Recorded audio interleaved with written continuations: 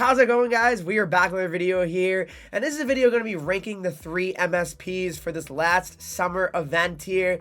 And yes, sure, I honestly did think about not making a video ranking these because it's only 3 of them. They are 99 overall, so for the most part, they're all really, really good. You can't really go wrong with any of these 3, but still, I'll go a 1, 2, 3 because I know some people were like, I'm not sure which one I want. Well, I'll give you guys my thoughts on which one I would make. Just kind of for fun here. Make sure you leave a like, subscribe if you have not already. Let's hop into the video. So coming in at number 3 here is Josh Morrissey. 6 foot, 195, left-handed D-man. All right. So again, I like this card. Nothing, again, me saying he's the worst one out of 3, to me is really not an insult. These are all amazing cards. They're 99 overall editions here. His synergy options are Light the Lamp, Protector, Booming Shot, Heart and Soul, and Gladiator. You know what I find interesting a little bit, though, is that these MSP cards, they only have 1 to each synergy. So you would think the last event, right, 99 overalls, it'd be at least 2, right? But I guess they really don't want to juice them too much. Anyway, Spark, Applesauce, Magician, Workhorse, and Distributor, and then Bombarded, Fly the Zone, Wingman, Well-Rounded, and Buzzing. So let me just tell you this right now before we go any further. Those synergies have pretty much no impact on him for the most part. The only thing that's going to really get boosted are if you put Distributor on and his face-off's going to get boosted again. Unless you want to play Josh Morrissey at center on the power play or the penalty kill. I don't really understand the need to really worry about that. I wouldn't. But let's really get into the real stats of this card and the real important things, the abilities, right? So, Silver Heatseeker, I don't really think Heatseeker's that good this year. I feel that in NHL 22, Heatseeker is a lot better and more effective, especially in like World of Chel and stuff. I didn't really use it too much in HUT, but I do know it was a lot better last year, so I would really avoid Heatseeker. Then you got Silver Stick 'em Up. This is one I wouldn't avoid, especially for 2 ability points. To me, it's a very reasonable cost for such a good defensive ability. I think, especially, you're going to be using this guy on your first pair, I would hope, or at least second pair. I don't have any better, I guess if you have 99 Evos and 99, I don't know, let's just say another random 99 overall card, such as a team builder like Alexiak, that'd be the only way, because this card is definitely one of the best left-handed D-men out there, stats alone. But anyway, I would definitely activate Stick 'em Up. Ankle Breaker, for a D-man, I don't really think it's really worth it unless you're someone that just tries to just score the most fancy goals every time you have the puck. That certainly could be the case. Silver 1T, another ability where, okay, it's decent. If you like to take a lot of shots with your D-man, that could be a reasonable idea to use it, but again, I probably wouldn't activate it. Silver in reverse is really an ability that I don't think I've ever activated in even NHL 22 ever, because it's just like a really interesting one to me. Like, I guess it could help, right? But for me, it's not really one that I've activated often, but you could potentially try it. And then you got Gold Elite Edges. Gold Elite Edges is actually good. That's one. I know it's 8 ability points, so that is a very costly one. But I would say that it's one of the more, I guess, worth it skating ones. I don't really think Wheels is worth it, especially Gold. 10 ability points is crazy, especially when they have 99 speed and Excel. To me, that just seems kind of redundant. But overall, this card's got great abilities. Stick 'em Up. Stick 'em Up would really be the one I really activate for sure. Maybe Gold Elite Edges if you really want to juice this card out. But that's why I put Morrissey at number 3. I just feel like he's not on the level of the other 2, just because he's a little bit undersized. He's not like a cracked out defenseman size-wise, but he's got amazing stats, so can't really deny that. So coming in at number 2 is Alex Tuch.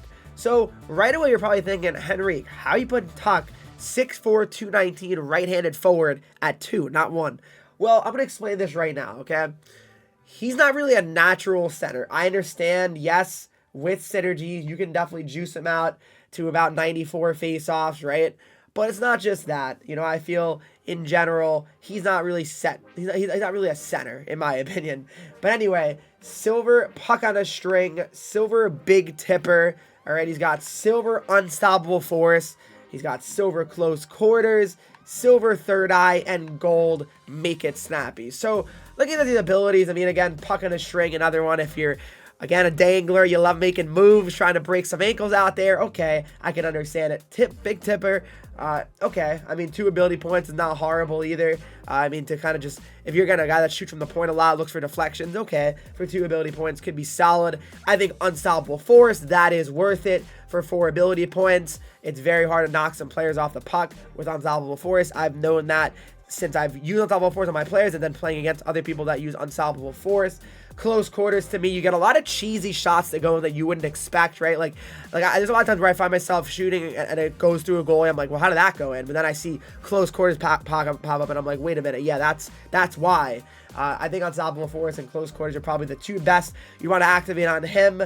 Third eye, I mean, for 2 ability points, okay, maybe, but I'm not a huge third eye supporter. And then you got gold, make it snappy for 6 ability points. To me, not necessary. I don't think, at least. I mean, it's okay, I guess, for 6 ability points, but he's got already a maxed out shot. I don't think gold, make it snappy is going to make a huge difference. I really think close quarters gives you some glitchy goals when you're really in front of the net. That's why I think it's important and not as important. And making snappy is not as important just because, again, I think you can snipe from a lot of places in general, even without making snappy with 99 shots, right? So Alex Tuch, though, I know he could technically play center, but I would really not lean towards him playing center, and that's why I don't put him at number 1, and that's why I put Leon Draisaitl at 1. And why do I like Leon Draisaitl better at 1? I like his abilities overall better than Tuch, and he's a natural center, okay? So he's 6'2", 208 lefty. Leon plays tremendous in-game as well. That's another important thing to know. But again, synergy is really not a factor on him as well. The only thing that really matters is his fighting skill, but again, who cares really? He's got silver tape to tape. I mean, you got tape to tape him. That's literally what they promoted with Leon all the time in his X Factor. But then you got 1T beauty backhand, guys. I really recommend activating this for 1 ability point. To me, it's very, very good. Again, it's not going to affect you. And I feel like I find myself a lot when I'm completing my AEP. I have about 1 ability point left. And, well, guess what? That 1 would go towards Leon, no doubt about it. I think beauty backhand is really underrated. Silver magnetic even for 1 ability point. I think that's really worth it too.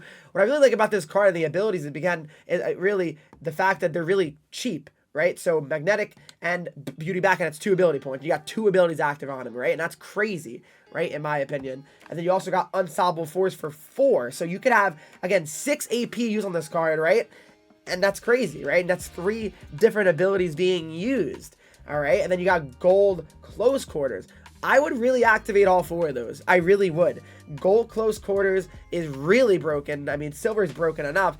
Gold even more broken. And then you have Unstoppable Force, magnetic, and beauty backhand activated. I mean, really, what an excellent card this is. This is really one of the few cards where I honestly would say activating all the abilities, I wouldn't call you crazy for it. I think, like, you could definitely make a case for it. Again, he got 99 face-offs. I mean, just a pure, natural, elite center. Can do everything, can score goals, can play make, can take face-offs, good defensively. To me, Leon Draisaitl, you can make the argument, honestly, that he's the best overall well-rounded center in the game, right? I mean, you could say maybe the 99 Boyle, right, and Antropov. Team builders, okay, I'll give you that. But I think this Leon Draisaitl card, from just a pure perspective of trying to really just make him, is really one of the best. So that's my opinion on these 3 cards. Alright guys, thanks so much for watching this video. Hope you guys do enjoy it. And if you do, make sure you leave a like, subscribe. If you have not already, follow me on Twitch, Henreek, Instagram, Twitter, TikTok, Henreek with 3 E's, and let me know what you think of my rankings and what MSPs are you considering making. I'll see you guys in the next video.